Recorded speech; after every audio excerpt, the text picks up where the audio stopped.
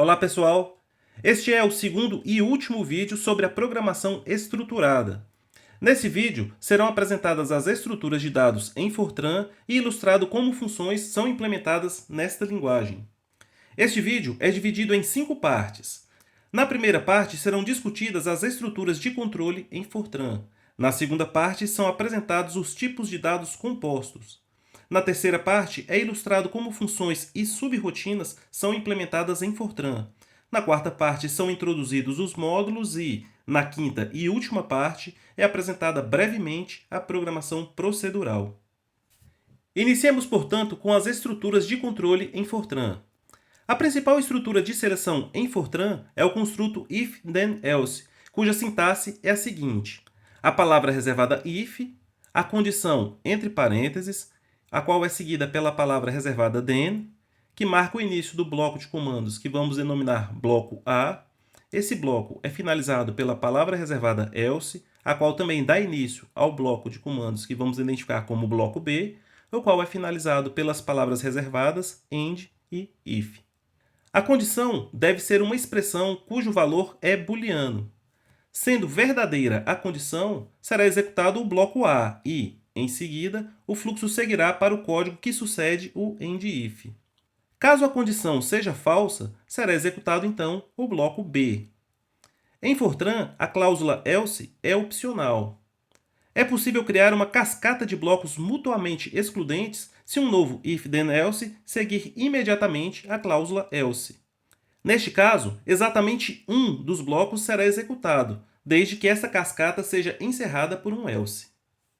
Esse código computa o imposto de renda a ser pago mensalmente a partir do salário do contribuinte. Na linha 12, inicia uma cascata de blocos mutuamente excludentes. Cada if que sucede um else só terá sua condição avaliada caso todas as condições anteriores sejam falsas. Assim, são criadas as faixas salariais correspondentes a cada alíquota, e essas faixas não têm interseção. Observem também que, exceto para os valores isentos, há uma dedução a ser aplicada no cálculo do imposto devido. O construto if-then-else também é utilizado, na linha 29, para computar o imposto devido, discriminando o caso onde o contribuinte é isento dos demais casos. Se há imposto a ser pago, ele será impresso na linha 33, usando o formato definido na linha 36. Há uma segunda estrutura de seleção em Fortran, o construto selectCase, cuja sintaxe é a seguinte: as palavras reservadas selectCase, o seletor entre parênteses, depois segue uma lista de casos, identificados pela palavra case. Cada case é sucedido por uma lista de rótulos entre parênteses e, após cada um dos cases, há um bloco de comandos. O selectCase é encerrado por um endSelect.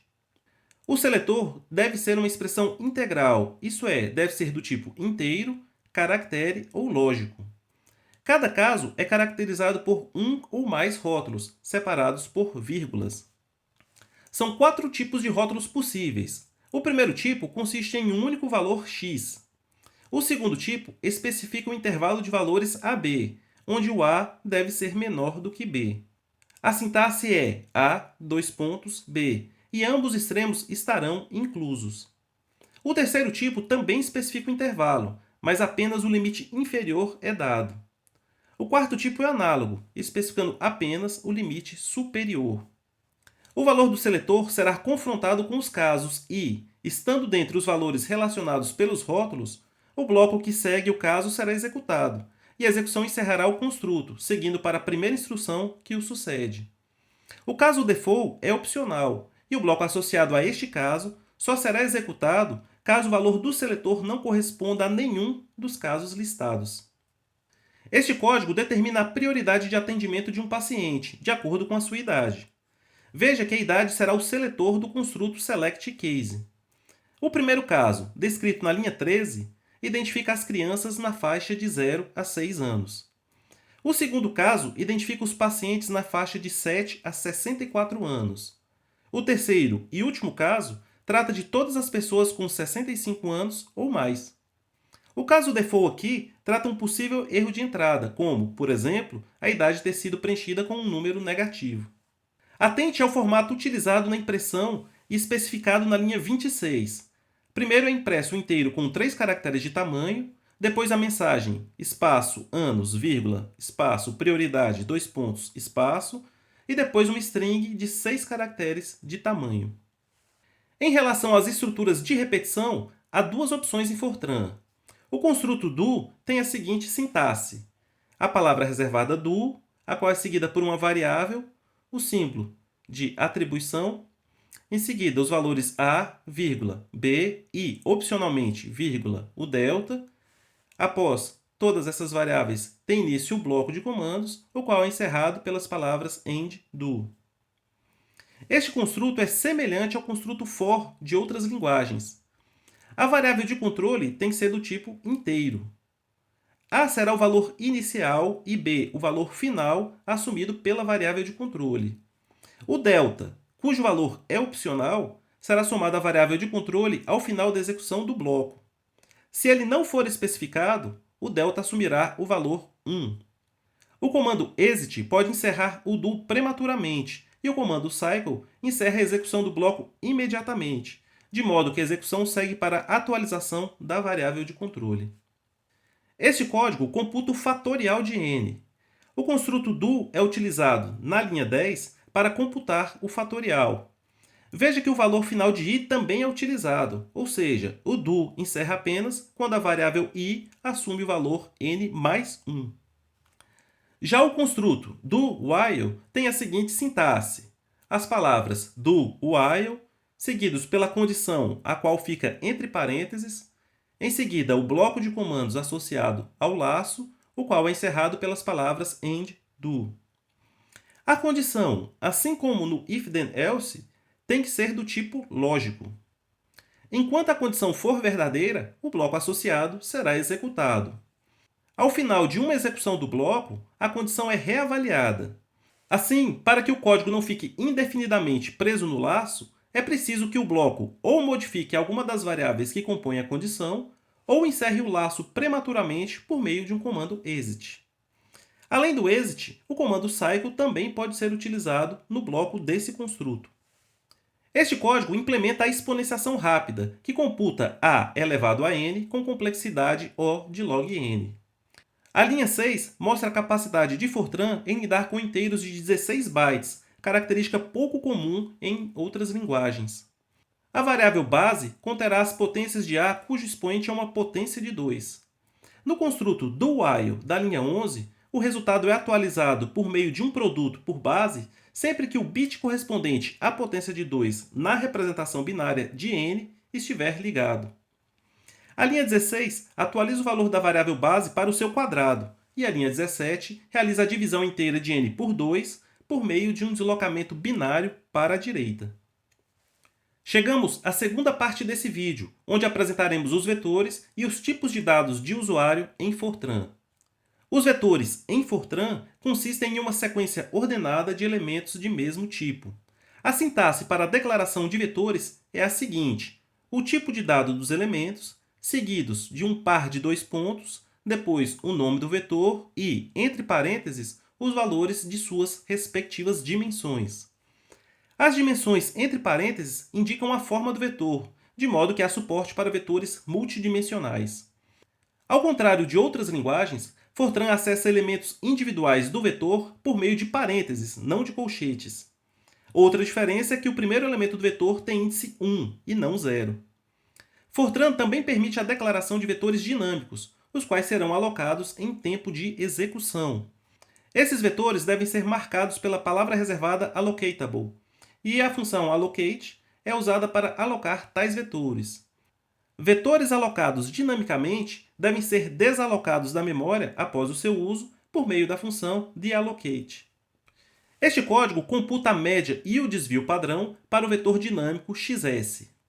Observe que, na declaração de xs, feita na linha 6, a dimensão do vetor é substituída pelo símbolo 2 pontos, indicando que esta será determinada em tempo de execução.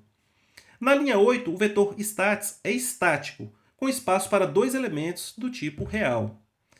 A dimensão n de xs é lida da linha 11, e o vetor é alocado na linha 17.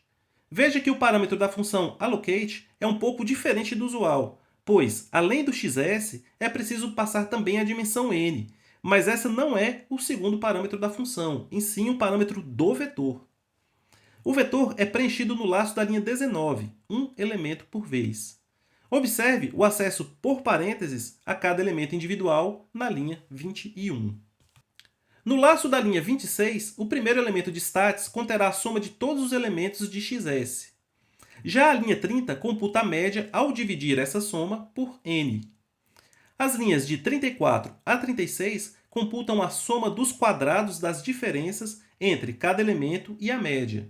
E a linha 40 computa o desvio padrão a partir dessa soma. Veja que o vetor xs é desalocado na linha 44 e, neste caso, a dimensão não é informada. Fortran dá um tratamento diferenciado aos vetores, permitindo que expressões que manipulam os vetores sejam escritas de forma mais sucinta. Por exemplo, se A e B são dois vetores de mesma dimensão n, o vetor C, também de dimensão n e cujas componentes são obtidas pela soma das componentes correspondentes de A e de B, pode ser obtido ou pelo laço abaixo ou pela expressão C igual a mais B. Também é possível realizar a atribuição entre vetores com o operador igual diretamente. Além desses operadores, há, dentre as funções intrínsecas da linguagem, aquelas que manipulam vetores diretamente, como a produto interno, multiplicação de matriz, maior valor, menor valor, produto dos elementos, soma dos elementos e etc. Este código computa o ângulo entre os vetores xs e ys. Observe as declarações e as inicializações de ambos vetores na linha 6. No caso do vetor xs, é dada uma lista com seus dois elementos. Veja a sintaxe, que segue ou antecede os parênteses com uma barra. Já o vetor ys é atribuído a uma constante, o que faz com que todos os seus elementos tenham valor igual a esta constante. Os comprimentos dos vetores são obtidos nas linhas 9 e 10, usando a fórmula da álgebra linear, a raiz quadrada do produto interno do vetor consigo mesmo. A linha 11 computa o valor do ângulo e, na linha 12, este ângulo é convertido para graus. Para exemplificar a manipulação de vetores, a linha 16 rotaciona ys em 90 graus no sentido anti-horário, por meio da multiplicação pela matriz de rotação A. O ângulo, então, é recalculado e exibido. Além dos tipos primitivos, o usuário pode definir novos tipos de dados em Fortran, os quais são denominados dados derivados. Estes dados são formados por meio do agrupamento de tipos primitivos ou mesmo de outros dados derivados. Os dados derivados equivalem às estruturas em C. A sintaxe para a declaração de um tipo de dado derivado é a seguinte: a palavra reservada type, seguida pelo nome do tipo, em seguida n linhas, onde cada linha eu tenho a declaração de um dos membros do dado derivado, começando pelo tipo do membro, seguido por um par de dois pontos, em seguida o nome deste membro. A declaração do tipo é finalizada pelas palavras end e type, seguido de novo do nome do novo tipo. Para declarar variáveis deste novo tipo, a sintaxe é a seguinte: a palavra reservada type, entre parênteses, o nome do novo tipo que declaramos antes, um par de dois pontos, em seguida a lista das variáveis que terão esse tipo de dado declarado anteriormente. Para acessar um dos campos a partir de uma variável do novo tipo, é utilizado o operador %. Este código ilustra a declaração de um tipo de dado derivado e também a criação de variáveis deste novo tipo. Na linha 4, o tipo paciente é declarado, contendo 4 campos: um nome, do tipo string, uma idade, do tipo inteiro, e um peso e uma altura, do tipo real. A linha 10 declara a variável p, que é do tipo paciente. Veja o acesso aos campos de p por meio do operador % nas linhas 13, 15 e 17. Sigamos para a terceira parte desse vídeo, que trata das subrirotinas e das funções em Fortran. Fortran distingue uma subrirotina de uma função no sentido que as subrirotinas não possuem retorno. Tanto as funções quanto as subrirotinas podem ser declaradas no mesmo arquivo do programa ou em um arquivo separado. A sintaxe para a chamada de uma função é a mesma utilizada para as funções intrínsecas da linguagem. Já as subrirotinas devem ser precedidas pela palavra reservada call. O programa se comunica com as funções e com as subrotinas por meio de argumentos, que são associados aos parâmetros destas, e também pelo valor de retorno no caso das funções. Tanto as subrotinas quanto as funções são elementos organizacionais fundamentais para a programação estruturada, no sentido que viabilizam o reuso de código e também a divisão dos mesmos em unidades semânticas. A sintaxe para a declaração de uma função é a seguinte: a palavra reservada function, o nome da função, entre parênteses, a lista de seus parâmetros, apenas o nome dos parâmetros, pois os tipos dos parâmetros serão declarados logo na primeira linha da função, depois declaradas as variáveis locais da função e, por fim, o bloco de comandos que implementa a função. Este bloco é finalizado pelas palavras end e function e, opcionalmente, o nome da função. O retorno da função será armazenado em uma variável cujo nome é o mesmo da função. O bloco da função pode ser encerrado a qualquer momento por meio da palavra reservada return.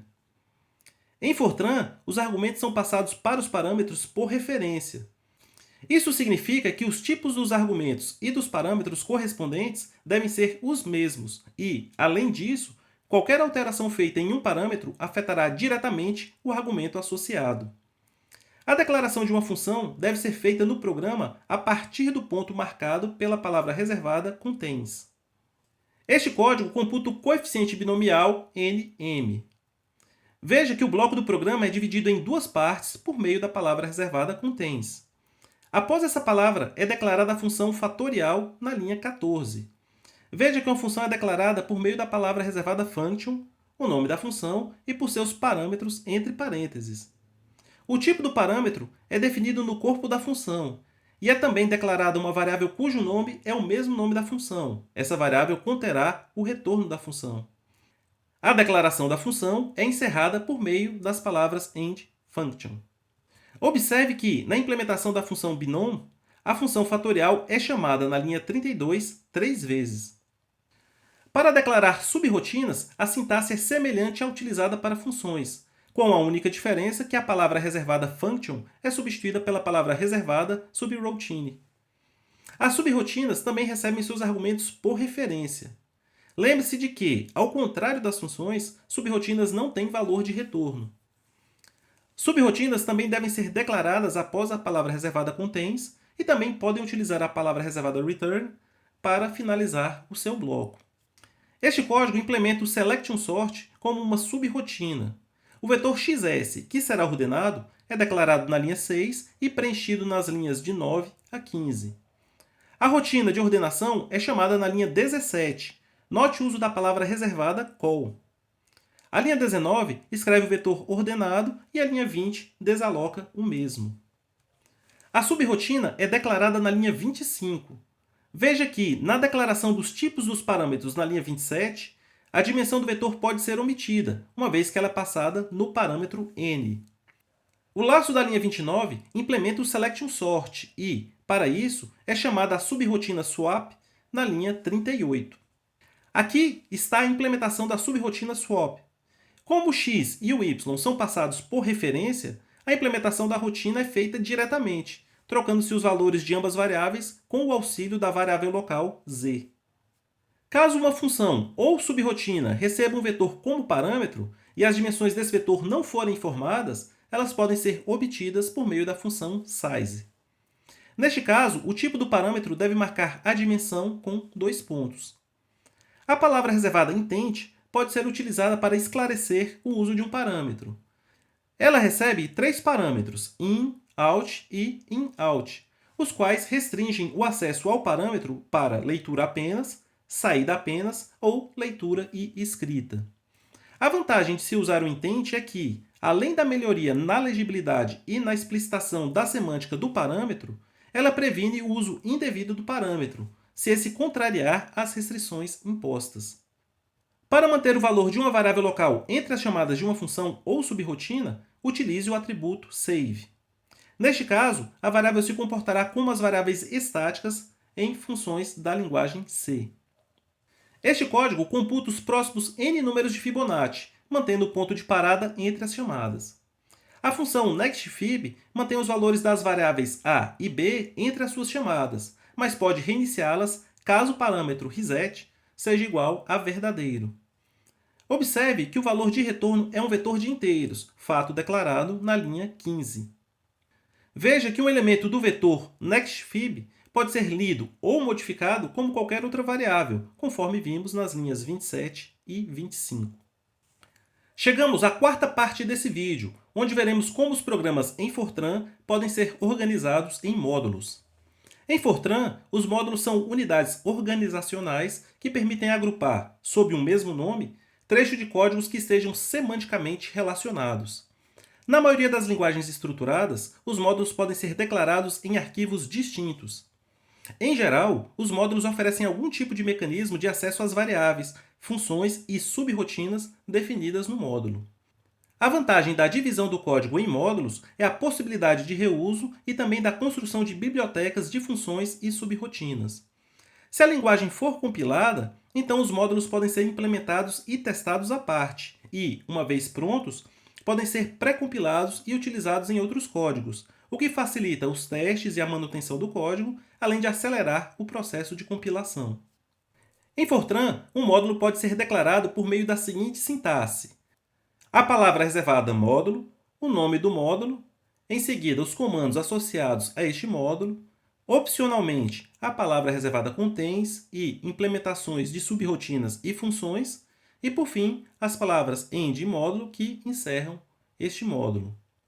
O módulo pode ser utilizado no bloco do programa ou em uma função ou em uma subrotina por meio do comando use, que recebe como parâmetro o nome do módulo.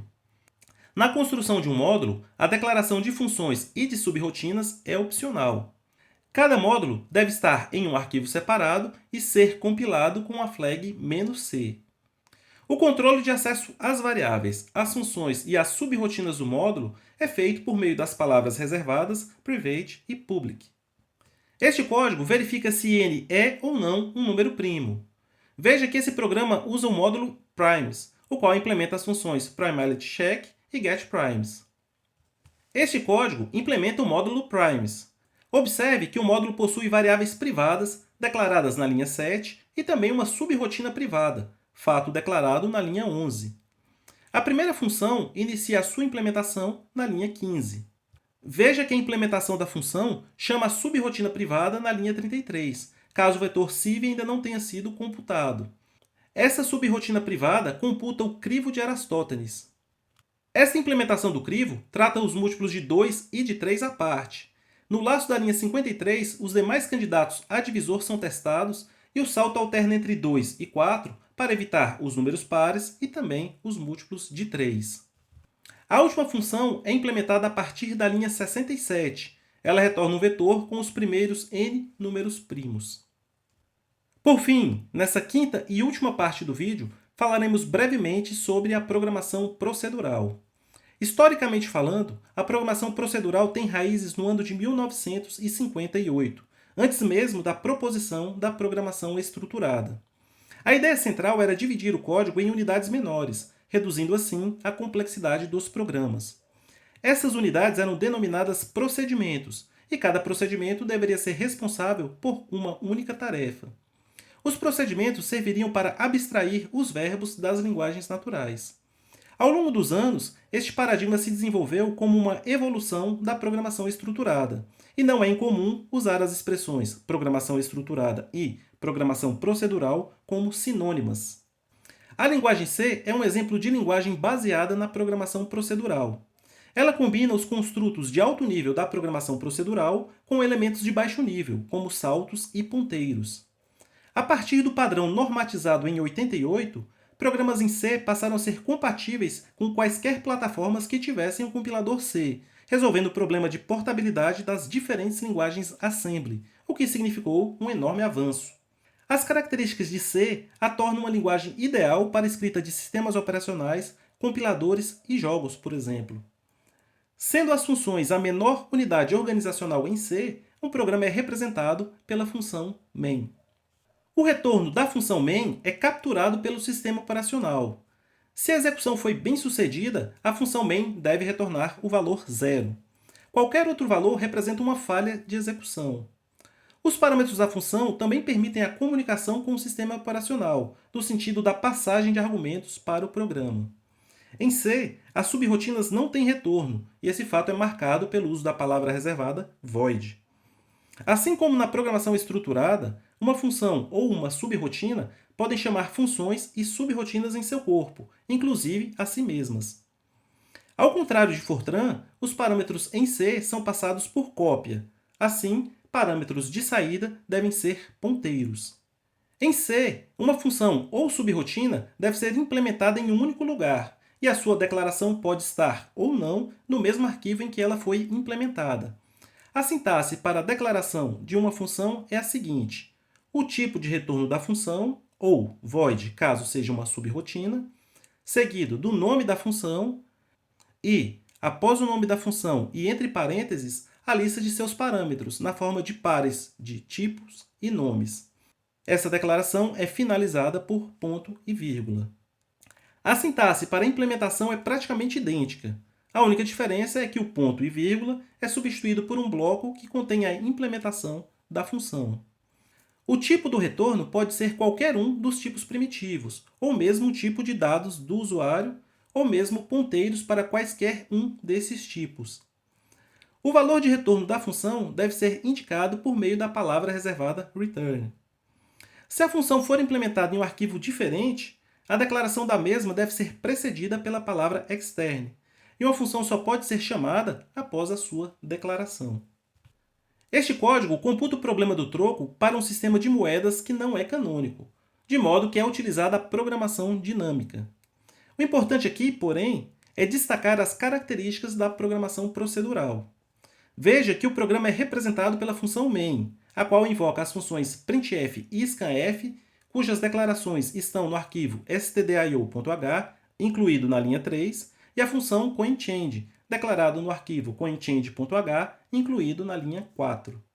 O arquivo stdio.h faz parte da biblioteca padrão do C, já o coinchange.h é um arquivo implementado pelo programador. Notem o laço for da linha 17 e as suas semelhanças e diferenças em relação ao construto do Fortran. Este é o conteúdo do arquivo coinchange.h. Além da declaração da função coinchange na linha 8, precedida pela palavra extern, as linhas 4, 5 e 10, em conjunto, configuram um mecanismo que evita a duplicação da declaração da função, permitindo que este mesmo arquivo possa ser incluído em múltiplos arquivos sem conflitos. A implementação da função é feita no arquivo coinchange.c, o qual também inclui o coinchange.h para marcar essa dependência, e as guardas feitas no .h evitam conflitos, conforme já explicado. As variáveis declaradas na linha 9 são estáticas, de modo que não são visíveis em outros arquivos. O mesmo acontece com a função dp, que também não será visível em outros arquivos. Assim, a palavra static se comporta como uma palavra reservada private nos módulos em Fortran. Veja que a função dp é recursiva, pois chama a si mesma nas linhas 29 e 35. O parâmetro coins de coinchange é passado como um ponteiro constante. Isso é feito por dois motivos. O primeiro deles é que, como C passa os argumentos para os parâmetros por cópia, usar um ponteiro para substituir um vetor evita a cópia de todos os seus elementos, copiando apenas o endereço de memória para o primeiro elemento. Em segundo lugar, tornar esse ponteiro constante sinaliza que esse é um ponteiro para leitura apenas, como intentIn faz em Fortran.